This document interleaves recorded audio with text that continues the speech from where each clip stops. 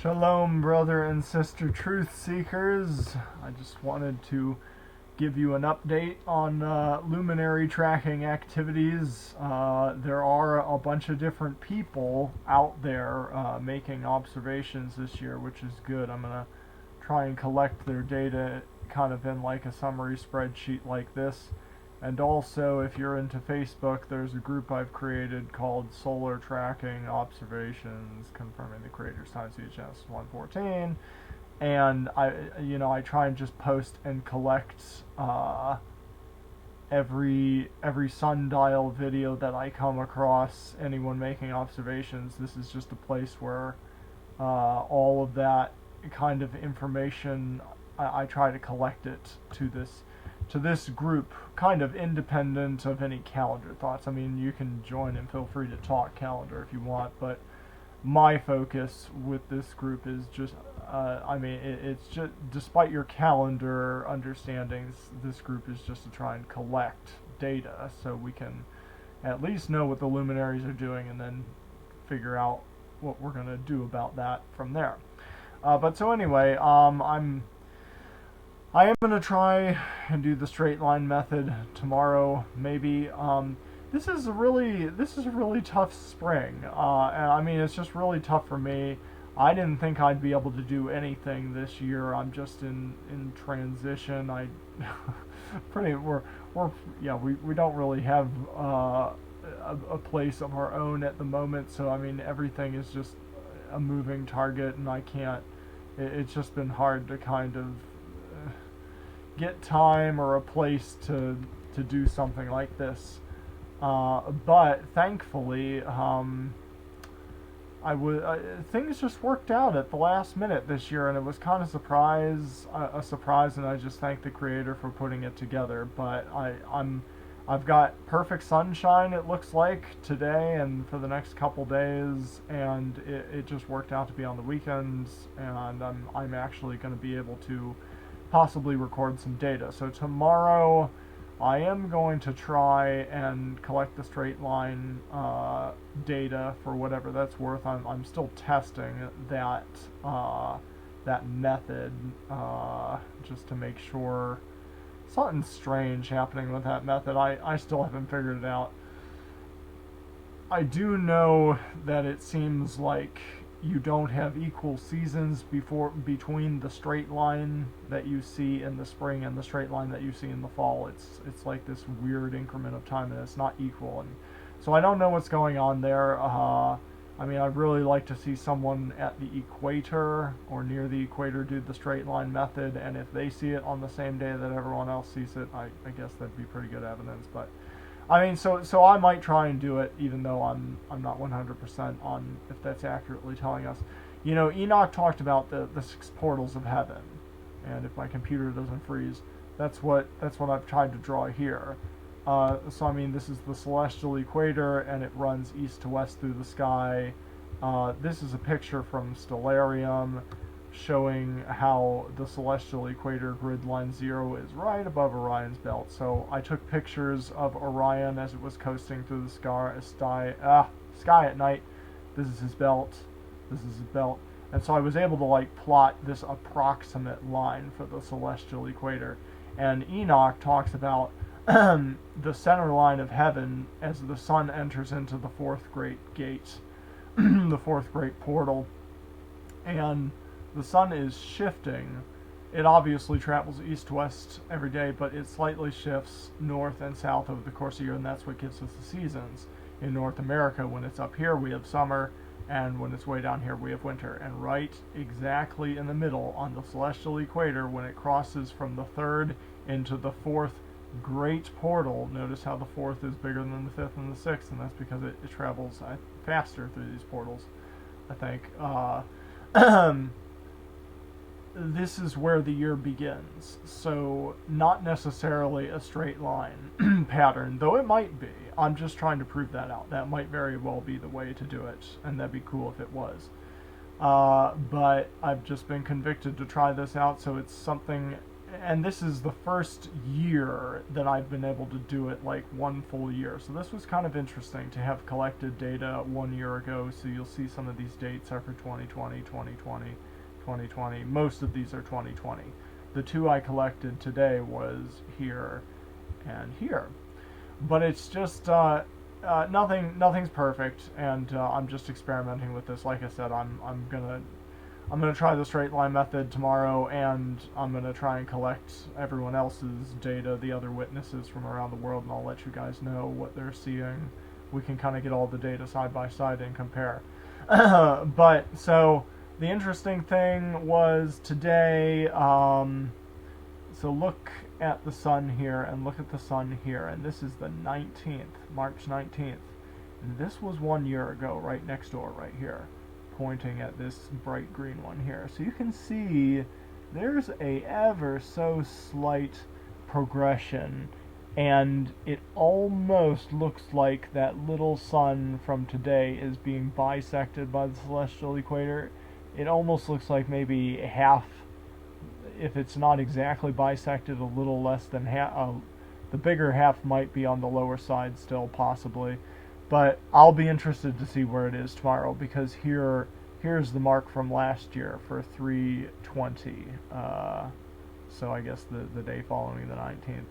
And you can see it shifted from here to there. Like, again, you're looking for that slight north to south shifting. Like I had to I had to make a different map because things were getting too congested, but maybe I can show you here if my computer doesn't freeze. This was from the equinox, and I think I have a point on here from the summer when the sun was in the highest portal. This is kind of a big file. It's got lots of pictures in it, so it's big for an Excel file, and it kind of, I guess, can freeze. If it wakes up, I'll let you see that. Okay, here it is. So yeah, so you can see, let me grab these portals. You can see that point. That point way up here was during the longest day of the year, approximately, and you can see how the sun has achieved this north position. Note the compass, like the sun is traveling east to west every day, obviously, but it has that slight north to south shifting over the course of the year, and it shifts about that far with respect to the size of the constellation of Orion as a reference as you look in the night sky. The highest point that the sun will reach will kind of coast right above the constellation of Orion, and the lowest point will coast right below the constellation of Orion. Oh, grab my grid. But so that's how that works. But so this today, it's really, really close, and I just can't say. Like, I'll show you my data from last year. Maybe I will. Okay, I clicked on a couple different things. But you can see I had a question last year. Was it the 19th or the 20th? And I have a comment here that's got some typos in it, but it explains the conclusion I had to come to last year. I think I tried the straight line method, but I got rained out, and like I was trying this alignment with the celestial equator first time I tried it last year, so I wasn't going to hang my hat on that, and I don't think I'll hang my hat on it again this year. I'm still flushing out the bugs, but it's a very close ballpark. But I ended up going off of the other witnesses that made observations, and it seemed the consensus was that the sign happened on the 20th and the first day was on the 21st. So, I mean, and if there are 365.24-ish days, then if this was correct, then I guess I would expect the sign to occur again. Like, it couldn't, it doesn't seem like it could be on the 19th. It seems like it would have to at least be on the 20th or after, maybe. So where am I? Oh, I'm in a different spreadsheet. I did want to show you something else. No, not that one. Not that one. Seen some people dipping into Stellarium, so I remembered this thing existed, and I wanted to, goodness gracious. I might not be able to find it. I had a pretty cool analysis in here somewhere. Oh, I can't find it. Creators Internet. Ah, here it is. So, you know, so for whatever it's worth, you know, Juan Carlos, I'm glad to see he's added again this year. Check out his channel, Light to the Nations YouTube channel, and his sundial he recorded a couple days ago, last video I saw, and it was saying like the end of the season was still 2 to 3 days away.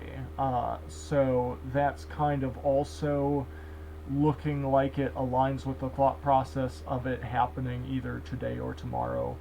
But I just wanted to point out also for consideration what Stellarium has to say about it. And I mean, I plotted out this data. I have other videos titled Where Does Time Begin, where I explain how I came up with this data. But I mean, for whatever it's worth, if Stellarium is right, spring 2021, like, you gotta understand this wiggly international dateline that men say, okay, this is where time begins, and we have all these time zones, and we're going to have a leap year every 4 years. That's all man. And I don't think that's how the Creator's times work. I think the Creator designed his times to be constantly moving. There's a verse in Daniel that says he changes the times. And and this is not in disharmony with what you see in Enoch. And I just made a video titled, I think Enoch's 364 Days Explained. Clock time is not the same as luminary time. Check out that for more on this. But time progresses. And the 365.24, that seems to be what modern science is saying. It may be reality, and it may be in perfect harmony with what Enoch has to say. And but the fact of the matter is that extra 0.24 days is what causes time to jump. So the year will end here, but then next year the year will end here because of that extra 0.24 days. And then 365 days later it'll land here again, but then it needs that extra 0.24 days, and it'll come here, and it just progresses. And so the question of where time begins, it's a moving target. And I think the Creator designed it that way, so you would have to pay attention to the movements of the heavenly luminaries to know his times, per Genesis 1:14. Like, you can't just put it on a calendar grid and try and run with it. Like, you have to be watching to see what these luminaries are doing to understand what his times are. So anyway, it is moving, and according to Stellarium, this is kind of the rate at which it's moving. There are some subtle little differences possibly between reality and the programming of Stellarium, but for whatever it's worth, the interesting thing with Stellarium is it looked like it was saying time was going to begin like right around here in spring 2021. So that makes things really tricky for me because I live right here. I live in West Virginia. So like the quote-unquote sign day might begin like right ahead. It might begin a Gregorian date right ahead or behind of what I think it might be. So it just makes it kind of tricky for me. But I'm gonna collect data tomorrow. The sun looks like it's going to be shining, so I'll definitely get more of this, and maybe I'll get to try the straight line method. And I'm looking forward to seeing what other truth seekers like Juan Carlos and hopefully Remnant of Lights. They've always been pretty diligent to collect luminary data, so I hope they're out there too, and there will be others hopefully too. I've heard from others around the world, so I'll collect their data and get that to you, and we can try and figure out what the luminaries were doing for this seasonal transition, and then figure out what to do about the Creator's times from there. So stay tuned, and shalom, and may Abba bless you as you continually seek out his truth in love with a pure heart.